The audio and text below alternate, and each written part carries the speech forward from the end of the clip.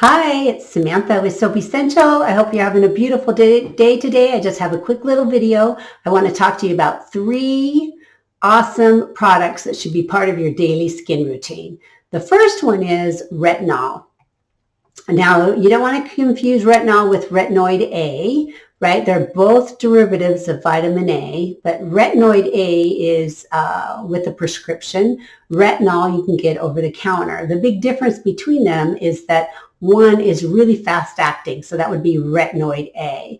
The other one, retinol, is a little bit slower acting, so especially if you've got really sensitive skin, it's kind of easier to tolerate. Now, vitamin A or vitamin A derivatives like retinoid and retinol, they're antioxidants because vitamin A is an antioxidant. So what does that mean? It just means that it neutralizes, or rather it inhibits oxidation in cells, which can cause damage to cells. And that's, certainly really important. What's unique about retinol is actually a small molecule that can get absorbed to your dermis layer. So if you remember on a previous video, we kind of talked about skin layers, and you've got your epidermis on top with the dermis underneath.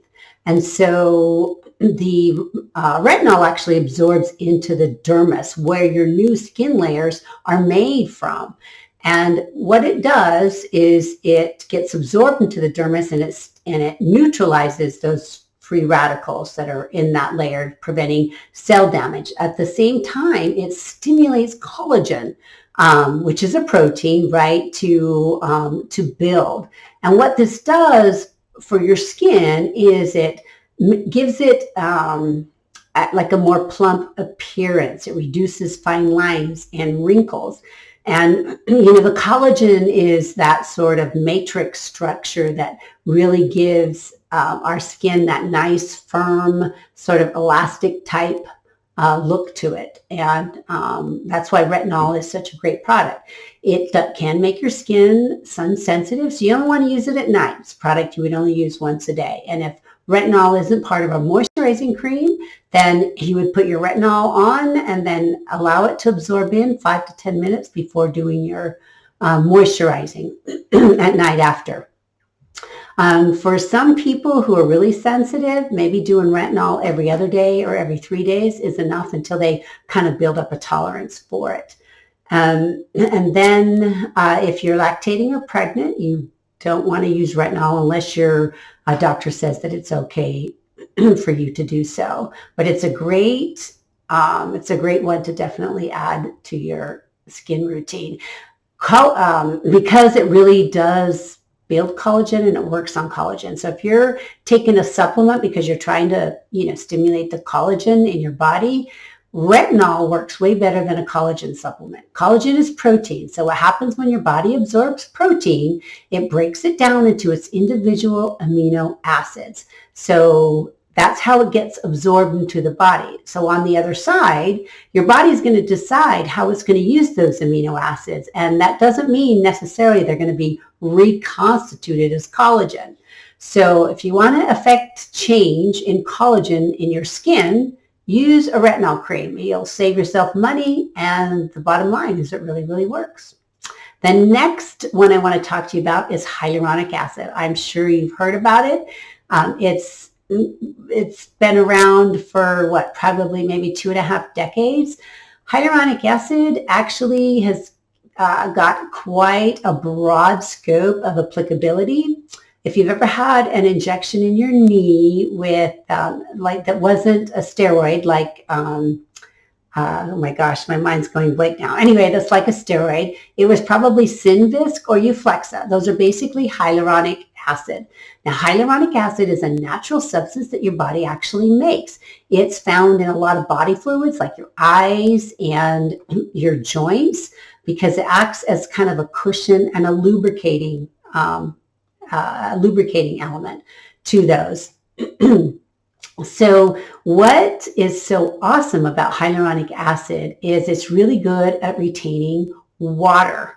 So it's part of the humectant family. So honey is a humectant, glycerin is a humectant, and then hyaluronic acid is a humectant on steroids. It's like the superpower of of humectants.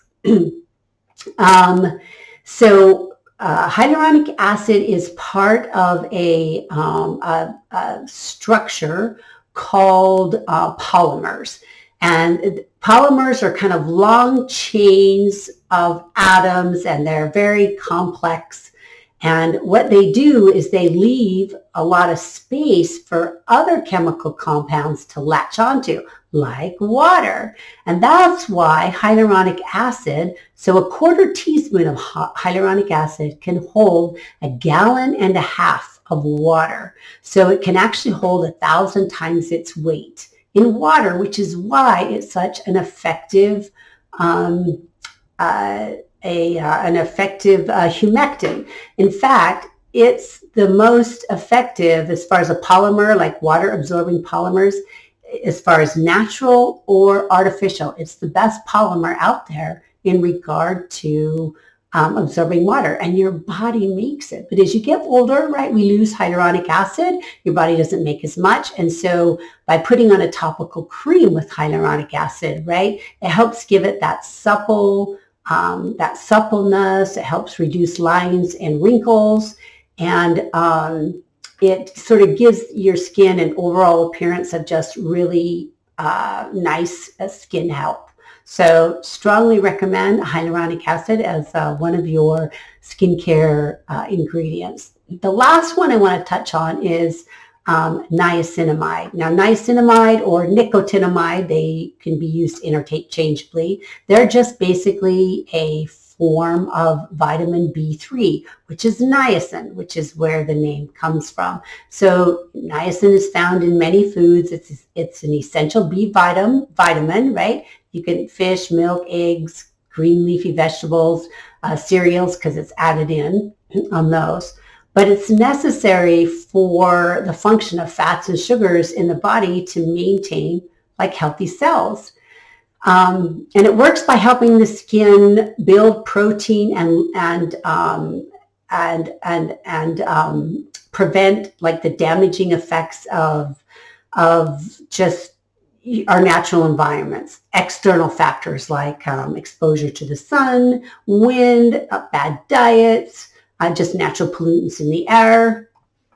And so the other thing that it does is, because of its sort of ability to help restore that cellular energy at the cellular level, right, in skin cells, so it can help repair damage to DNA, and that's really important. The other thing that it's really effective in is it acts as an anti-inflammatory. So if you think about skin, like rosacea, for example, that's an inflammatory condition, and uneven skin tones. Niacinamide works really great for that. So in regard to rosacea, I'm talking about mild rosacea, not extreme rosacea, but it can be very good for that. Skin tolerances are from 3 to 5%. You really don't want to go too much higher than that. You can go up to about a 10% niacinamide, but that's usually for someone maybe who's got some acne issues going on with their skin. But for the rest of us who don't have a lot of that, like a 3 to 5% solution in your cream will do just great.